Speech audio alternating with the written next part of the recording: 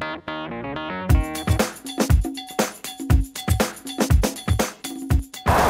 you doing? Dwight Nevil here at Hank Haney's at Vista Ridge in Louisville, Texas, and pretty nice weather in February.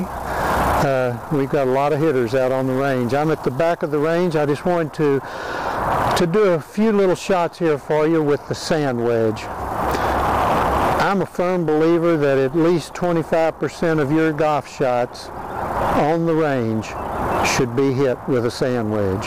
Now that includes the lob wedge and the 52 degree, but a sand wedge is your friend. It's a great club. It has bounce on it. It helps you to keep from digging in behind the ball. Whether you're an average player or a really good player, this is the golf club that can truly save you some strokes inside that 50, 60 yard range. And there's all kinds of statistics. About 70% of your shots on a golf course are within 70, 75 yards.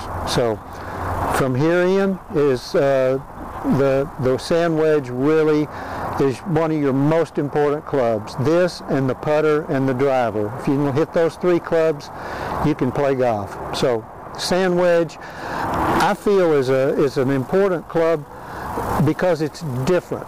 The swing on a sand wedge is not the normal swing. If you're standing here hitting a full shot, you stand with a full, you have to get your balance and line up down the line and make a full swing. Now, that's a full shot. That would be, for me, it happens to be about 85 yards with a sand wedge. Well, all I'm talking about right now is a 15 yard, 25 yards, and 35 yard shot. And that's to where I want to carry the golf ball. And this is the way to practice these shots, is to have you some targets set out here and know the distance, because on the golf course you need to know exactly how far you're hitting these shots. Now, I like 15, 25, and 35 because there's 10 yards in between each one.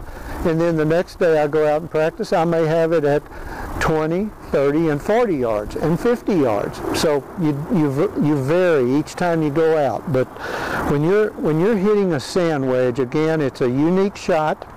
And what I like to do, and some people agree, some people don't, but I believe the worst thing that can happen to you in a wedge shot is to move your weight, your lower body, to the back foot.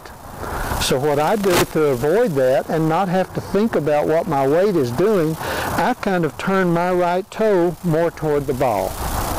I'm just turning the toe in, and what that does, it kicks my right knee in just a little bit. Then I'll set my weight, I'll open my stance slightly, set my weight on my left heel, and get balanced. Now all I'm doing is swinging the club back with my shoulders and my arms. So it's a little different from a regular shot, so don't get them confused. You never want to chicken wing a shot on the golf course except for a sand wedge. This is where you do it. People call it a chicken wing because that's what it looks like, but that's what you're doing with a sand wedge. You're pulling across the ball ever so slightly. Not a huge amount, just slightly. Now, the reason for turning that toe in, your lower body will not move back with your toe in. You just have to try it to feel it. But turn the right toe in, set your weight on the heel, and then just swing the shoulders, and your weight will not shift to the right side. Most people that have trouble with this shot, they shift back, and it's very difficult for someone to shift back and then get back to the ball the same way every time. One time you'll hit behind it, the next time you blade it. If you're a 10 handicapper and you want to be a 5, learn to hit this shot very solid. Around here we believe that's the first thing in any golf shot, is hit it solid. I'm going to hit a couple of shots so you can see what my swing looks like from behind. Again, a full swing is going to go right down the line. With this shot, I'm opening my stance slightly, turning my right toe to the ball, getting my weight on my left heel. I'm going to hit it to this short cone, which is only 15 yards. So you can see I almost hit it. And what I try to concentrate mainly on is the carry of the ball. Every time you go to a different golf course, you have different speeds of greens, so you have to carry the ball different distances. Well, then I'll carry the ball to the next cone, which is 25 yards.